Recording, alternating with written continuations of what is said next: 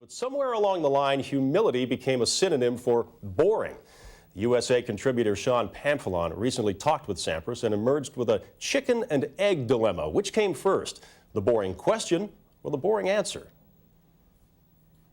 You still have your good writers and you still have your people that have some substance, but I just think, you get off track a lot of the times. People have just gotten off track. I find. Watching Sports Center, it's like watching, cops, It's like all these guys are, getting in trouble, and it's just times have changed, And I always think of what would Babe Ruth be like in today's society. You know why you're here, don't you? I'm too nice? We'll fix that. Cut that one. Well, he should stick to tennis. John has been trying to get me to show more emotion. You have almost like a 7-second delay, like in radio. No, I feel like I do my job, and the media for calling me boring over the years is a cop-out. I think they want more from me, and I give them plenty. Trust me. There's only so many times I can answer the boring question and try to act like I'm excited about it. First of all, let me ask you, how's your ankle holding up there?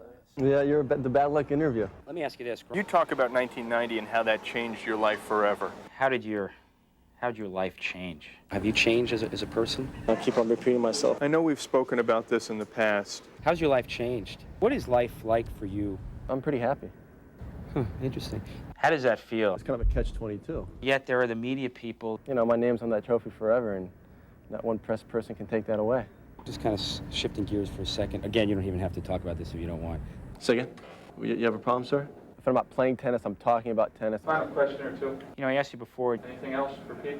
That's a common question. It's tough to watch. Why are you dominating the way you are right now? In your eyes, what is the state of tennis right now? I don't know. It could be a little bit deep for me. I just want to finish. Let's get Pete here. Pete, do you have a sec?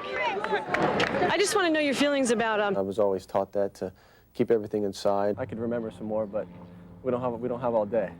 Let's build our way into the bigger scheme of things. Is my food still there? Do you want to talk at all about your new female companion?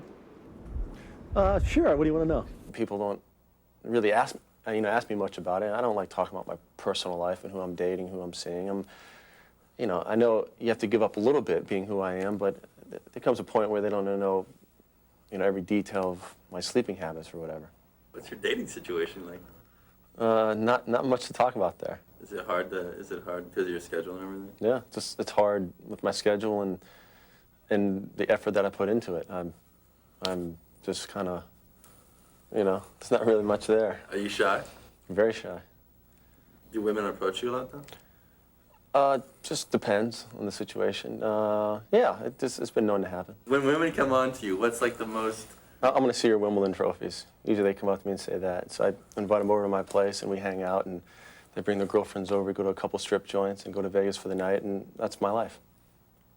Not bad. Pretty boring, huh? I just make it a point when it is about the sport, and I think we're getting a little bit lost in kind of what we're talking about. It is about if you're winning and losing, and, the other stuff is the other stuff. I think people know me well enough that I'm an athlete, nothing more, nothing less. I don't think people really know you, though, one. And two, I've been watching a lot of your interviews. You go in and out of Pete speak. It should be an interesting match. He's going to come out with nothing to lose. Give it my best shot. My thoughts are pretty positive. Hey, man, it just depends. Dennis, I'm an enigma.